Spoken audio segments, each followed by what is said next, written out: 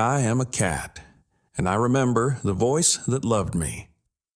In the quiet corners of forgotten homes, where the light from the street casts slow-moving shadows on peeling walls and dust motes float like sleeping stars, I wait. I wait in stillness, in memory, in breathless silence. The kind of silence that holds voices within it, like echoes caught in jars. Somewhere there's a sound I'm listening for, a voice, yours. It may have been years since it last rang through these rooms, but still, I listen.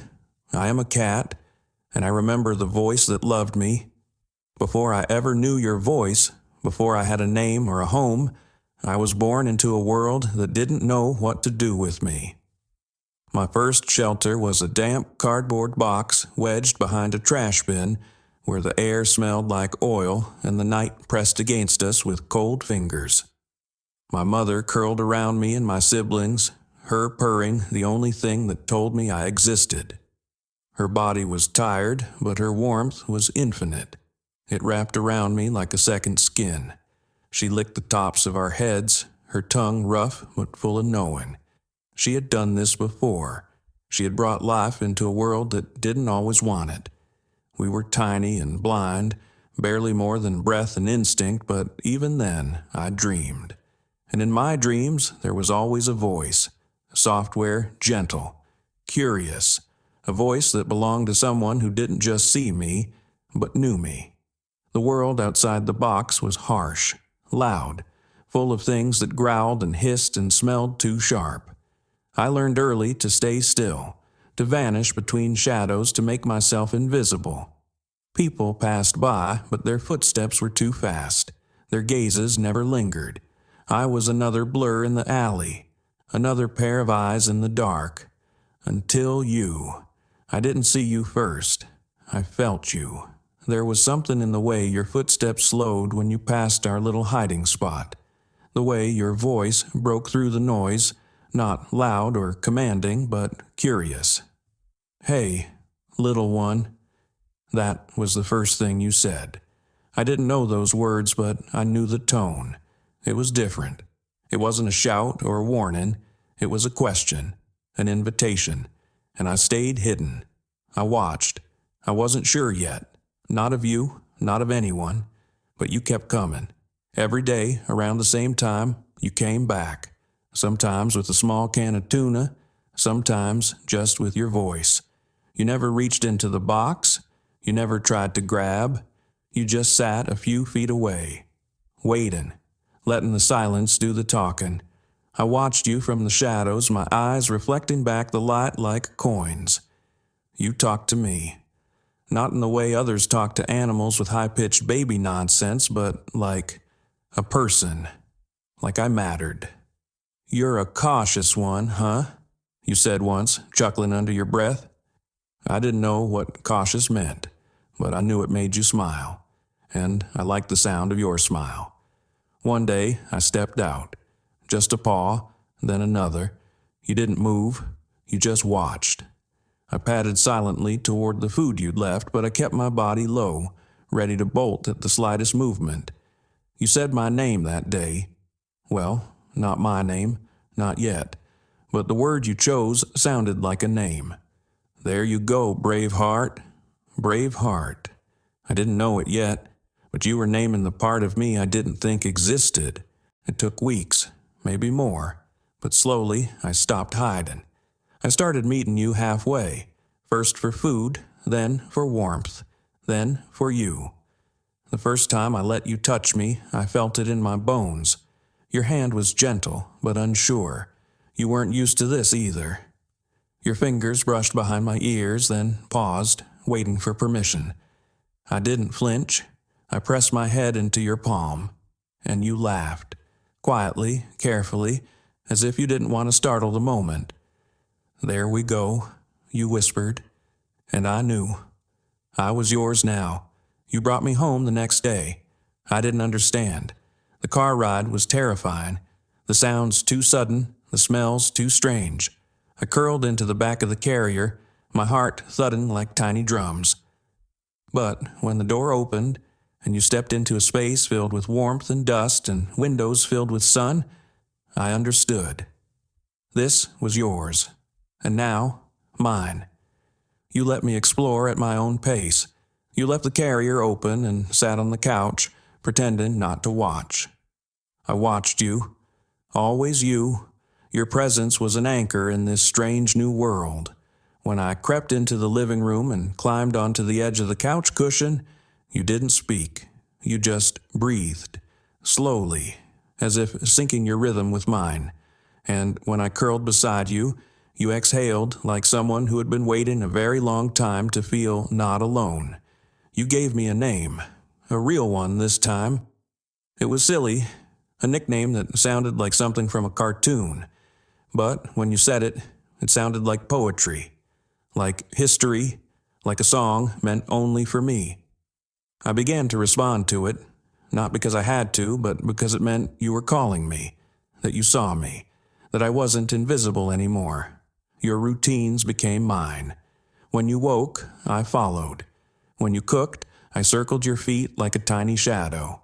When you cried, I sat in silence, offering nothing but presence and stillness, and the quiet reminder that you were not as alone as you felt. You talked to me more than you talked to anyone else. I know that now. You told me about your day, about your fears, about the people who left and the dreams that never came true.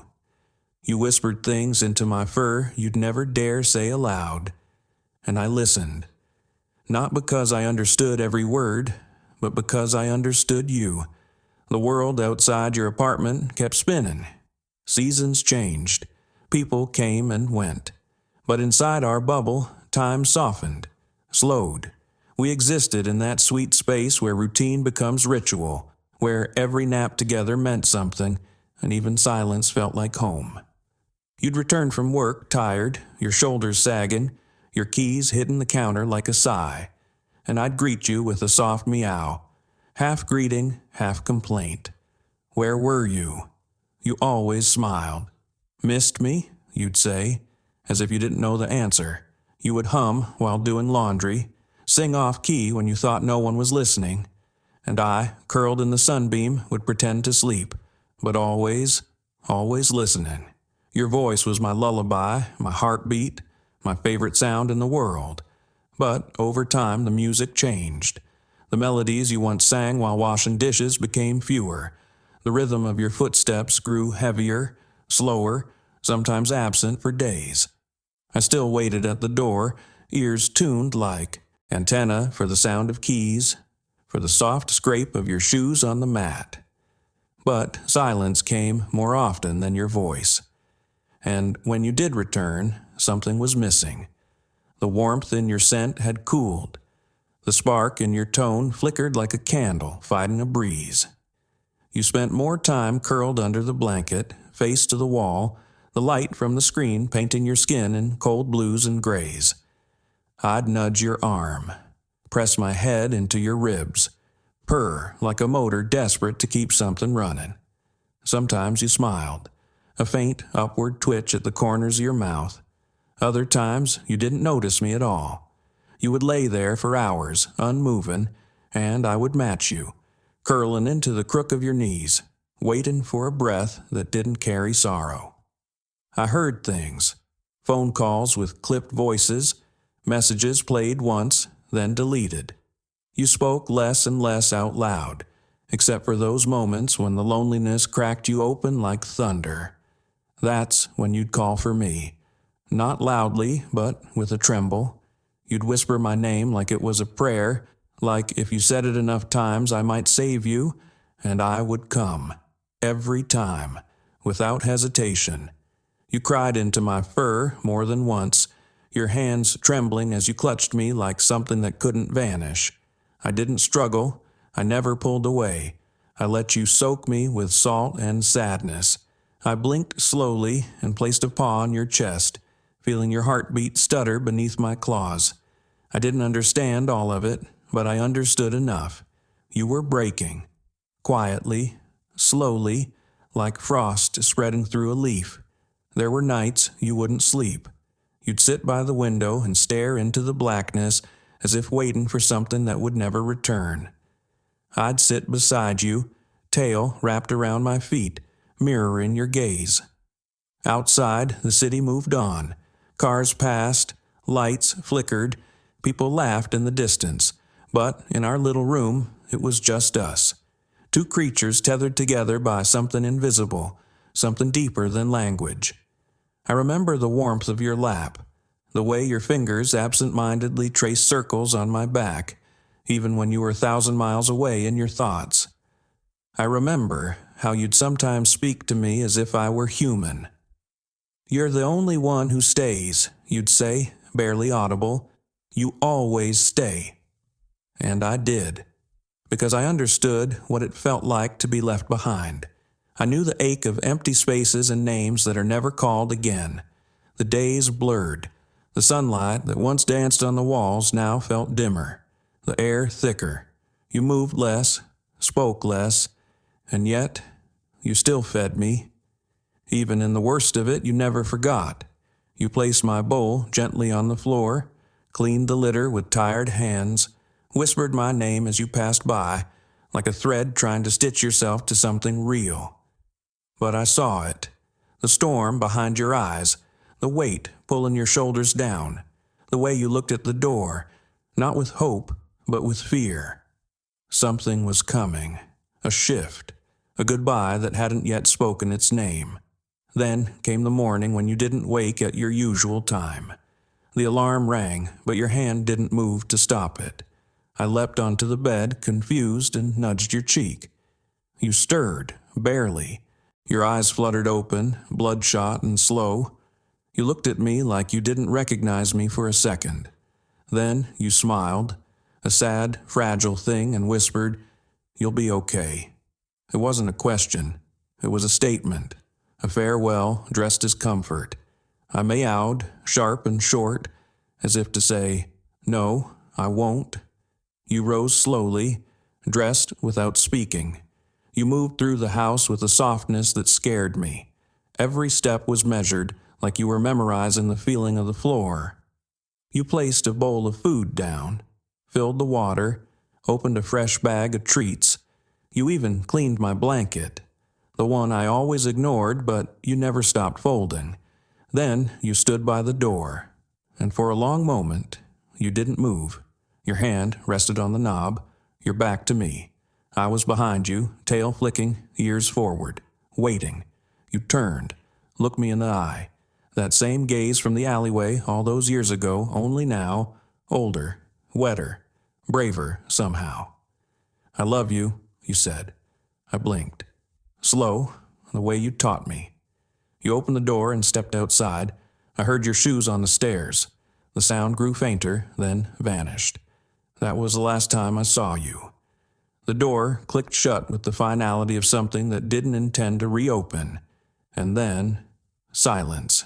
Not the soft silence of sleep or sunlit afternoons, but the deep, hollow kind that swells in your ears and presses against your ribs. I waited by the door for hours, maybe longer. Cats don't measure time the way humans do. We measure it in warmth, in sound, in the scent trail left behind. Your scent was still everywhere, in the folds of the couch, in the shirt tossed over the chair, in the bed we shared more nights than not. I followed it like a trail of breadcrumbs, but each step felt like walking further into absence. I called for you, not loudly, but in a soft, questioning meow, the one I saved only for you, the one that always made you answer, even from the other room. But there was no answer, just the hum of the refrigerator, the tick of the clock, and the small ache forming in my chest. I circled the house, sniffed your pillow, paced between the kitchen and the door. I didn't eat, I didn't sleep, I just waited, because that's what you do when someone leaves. You wait for them to return. The light changed as the day shifted into night. The golden warmth of afternoon became a quiet gray, then blue, then black. I perched on the windowsill, eyes wide, staring at every passing shadow, every flicker of light in the hallway. None of them were you. My tail curled tighter with every hour. The bowl remained untouched. On the second day, maybe it was the third, the door opened. Not with your careful rhythm, but with urgency. New footsteps entered. Fast, heavy, different. A woman. She smelled of lavender and plastic gloves. Her voice was kind but sharp. She said your name, once, twice, then silence.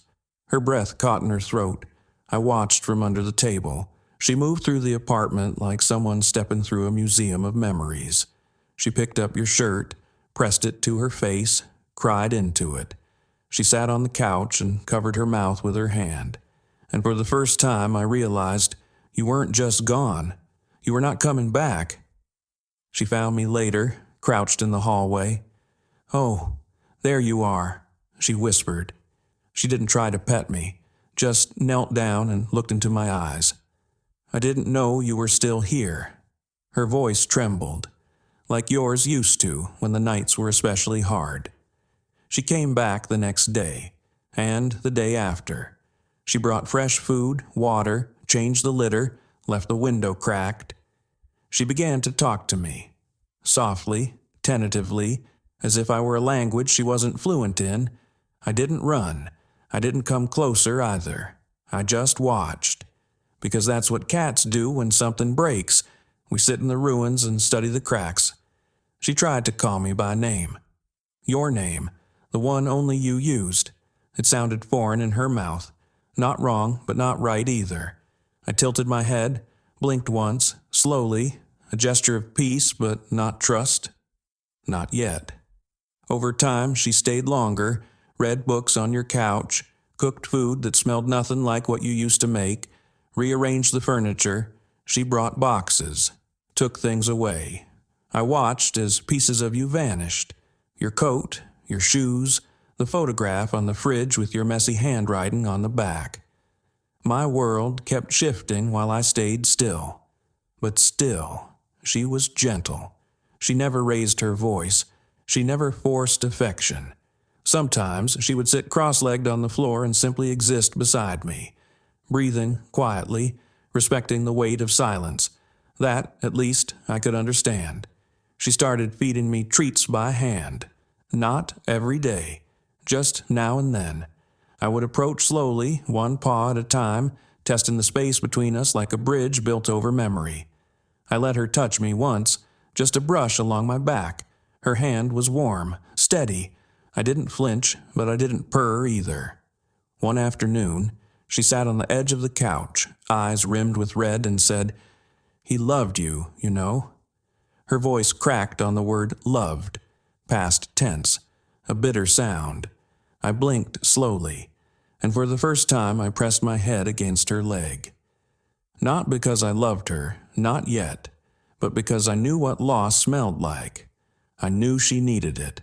Sometimes I still hear you, not in the air, not exactly, but in the patterns of the day. When the sun hits the windows just so, when the creak in the floorboards matches the rhythm of your step, when the wind presses against the window pane like the sigh you used to release at the end of a long day. That's when I hear your voice, not as sound, but as memory. They say cats forget, that we don't form attachments, that we live in the moment, indifferent to what came before. They are wrong. I remember everything. I remember the way you laughed when I knocked the water glass off your desk, the way you'd scold me with a smirk, the way you tucked me under your chin during thunderstorms, the way your fingers found the exact spot behind my ears without even thinking. I remember your heartbreak, your joy, your scent when you came home from the rain. I remember the lullabies you hummed when you thought I was asleep.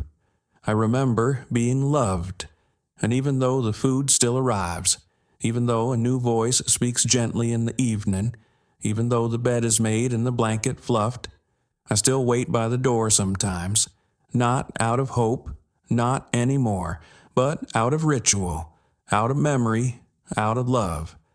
Because once there was a voice that changed everything, and even if the sound fades, its shape never does. Time, as humans understand it, continued. Mornings returned with their blue light filtering through the curtains. Afternoons stretched like lazy shadows across the floor, and evenings brought stillness again. The woman stayed. She never tried to replace you. Not truly. She never moved into your space with force. Instead, she drifted in like someone visiting a cathedral. Reverent, careful. She cleaned the dust but left the memories intact. I found new places to sleep, corners I had ignored before. I curled on the edge of the windowsill where the morning sun poured in like warm honey. I stretched out on an armrest of the couch that still smelled faintly of your shampoo. Sometimes I slept inside the closet, beneath your old coat, hidden and quiet. But always, I kept one ear open, not for danger, for memory. I wasn't waiting anymore, not really, but I still listened, because your voice had taught me something that even instinct could not erase, how it feels to be seen. The woman. She began to read aloud sometimes. Her voice was different, softer in volume but less melodic. Not bad, just new. At first, I ignored her, but slowly, as the weeks slipped past like fallen fur, I began to rest nearby. Not too close, just enough to catch the rhythm of her speech. Words about things I didn't understand, stories about places I'd never go. But I listened anyway, because the sound of a human voice, even a new one, filled the hollow space where yours had lived. Some days she spoke to me directly, little things. "How are you today, love?" Or, "You've got that same look he had." I would blink, sometimes twitch an ear. She seemed to appreciate it as if we had shared some secret. Maybe we had. She placed a small photo on the bookshelf. It was you, smiling, eyes squinting in the sun, one hand resting on the shoulder of someone I didn't know. But you were unmistakable. I climbed up once when she wasn't looking and sniffed the frame. Cold glass, no scent, just an image. I didn't recognize the place or the person beside you, but I remembered the shape of your smile. That was enough. The days grew colder. Leaves blew in from the open window and scattered across the floor like forgotten memories. She began to close it more often. The apartment smelled of cinnamon and soap. Your scents faded with the season, but not entirely. They clung to the quiet. They lingered in the folds of the couch cushions and the old flannel blanket draped over the armchair. Sometimes, in the middle of the night, I would dream of you.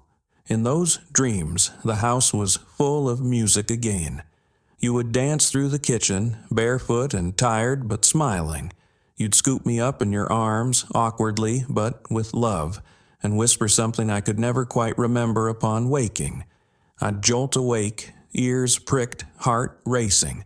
The apartment would be silent, moonlight casting shadows across the floor.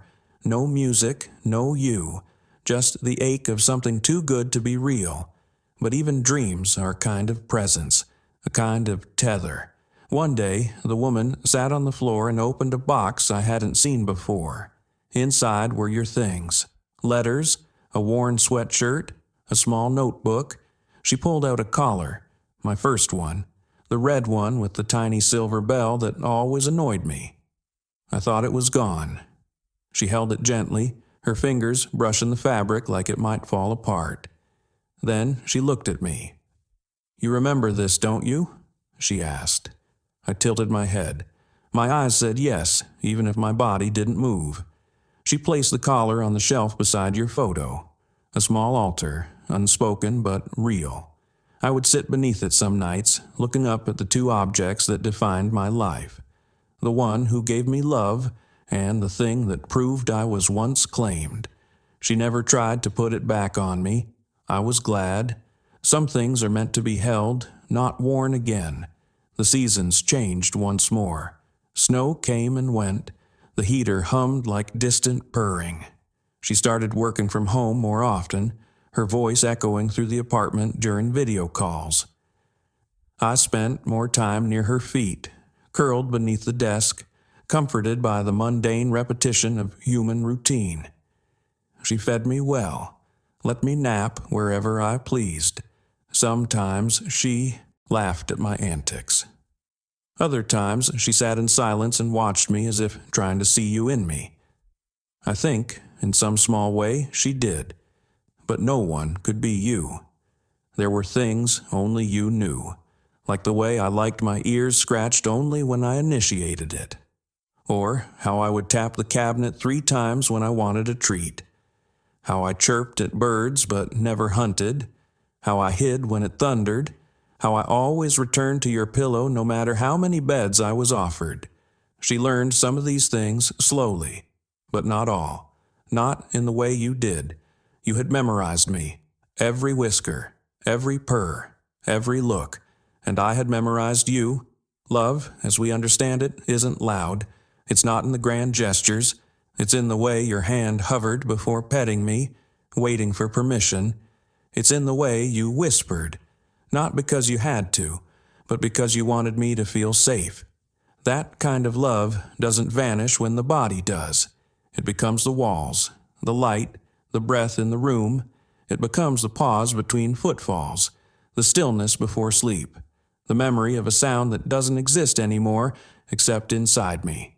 So I go on, quietly, carefully.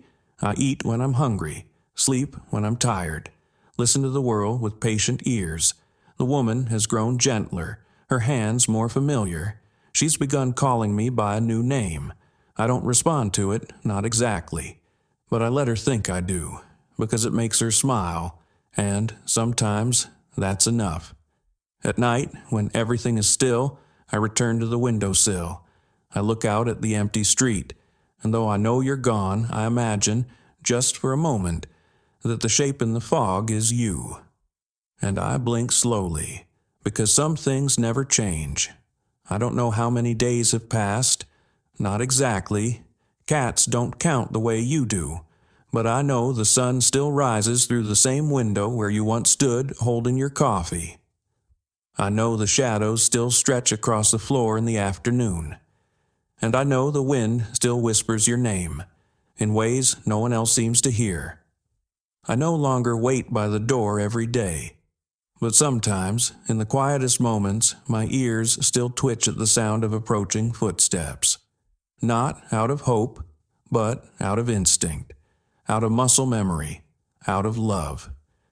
The woman has brought new things into our space. A rug that doesn't carry your scent, a blanket in a shade you never would have chosen. But she hasn't taken you away, not completely. She still speaks of you in passing. He would have liked this, she'll say, or you'd have laughed at me, wouldn't you? Sometimes she just looks at me and says nothing, as if she's wondering what I remember, as if she's hoping that somehow I can answer the questions that still haunt her heart. I can't, but I remember. Oh, I remember.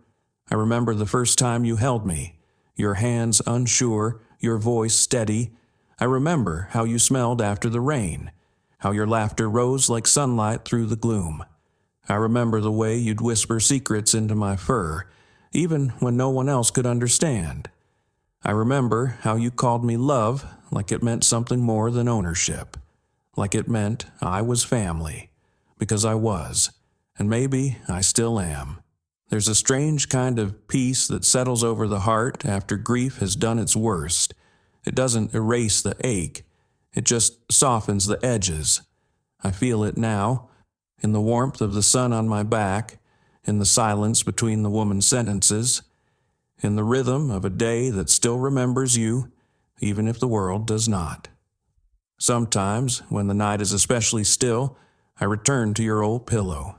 It no longer smells like you, but it remembers the weight of you, the shape of your sleep. I curl into the same spot I used to, and for a moment I am not alone. I am with you again, not in body, but in something deeper, older.